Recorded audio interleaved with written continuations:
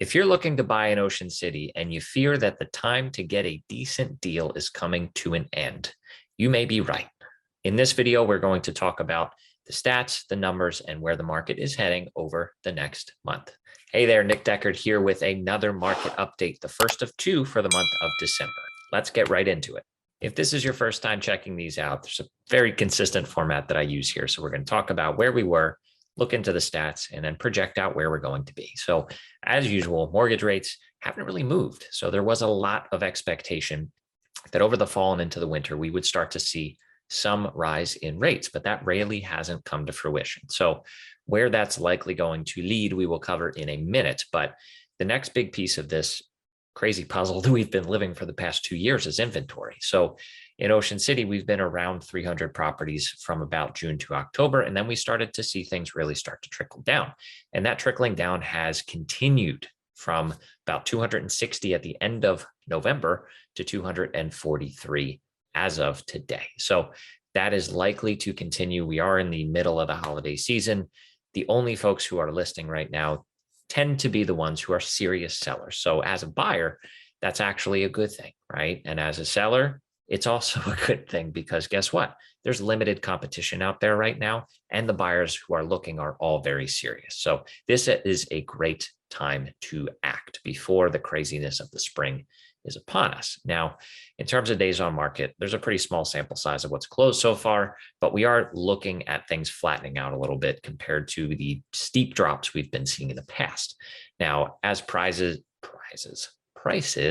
continue to go up, I don't think that's going to change, right? And a lot of folks are expecting that come springtime, we're going to see another repeat of what we had the previous spring with a lot more multiple offer situations, a lot more waiving of contingencies and all that noise. So in terms of pending sales, you can see this little tiny blip off to the right, December 2021.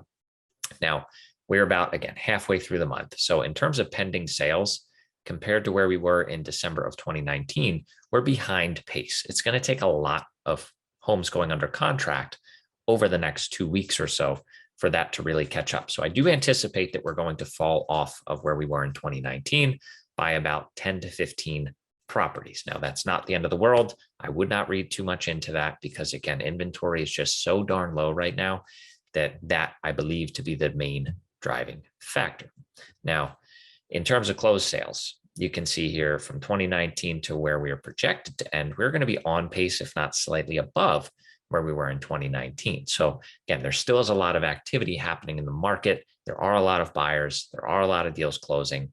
So I really do think now that we've seen 4 to 5 months of similar activity to we saw in 2019 pre-COVID, as well as into the beginning of COVID, it looks like we truly are at our new equilibrium, which I've been saying for months now, but I will continue to repeat that in hopes of breaking through the walls of hesitation that I know a lot of people are still facing. So where we're going, and this is what you care about most. Now, mortgage rates, again, have not really risen like they were expected to. That said, the big bump is going to likely come by mid-March when the Fed winds down their bond buying program.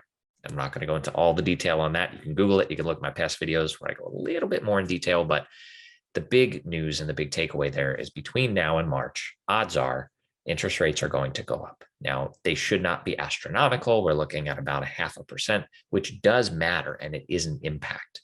But buying here is not a short-term decision. So if you don't find the right home prior to March, don't push the issue. Don't force it. It's okay to wait. Inventory. So fewer homes have been coming on the market over the past few weeks. And at the same time, I do expect that to continue. The good ones are still going in the first week or so.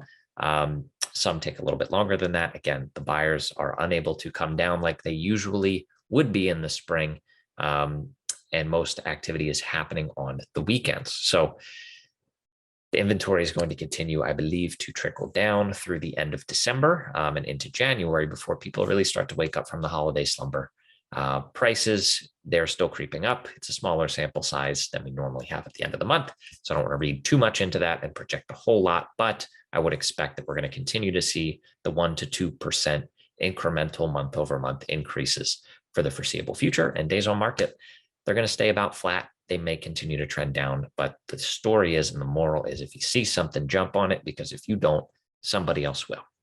Now, if you have any questions, feel free to drop them right in the comments below. I will get to them ASAP, or you can reach me any of these ways. And if you want help personally, right, if you want any market statistics that apply to exactly what you're looking for, reach out. Don't hesitate. Don't be shy. I have all the data. Happy to slice and dice it for you and give you a custom picture of exactly what your situation looks like versus the market as a whole. Because Ocean City, as you may know, it's a lot of micro markets. So that's it. I hope you learned something good today, and I will see you next week.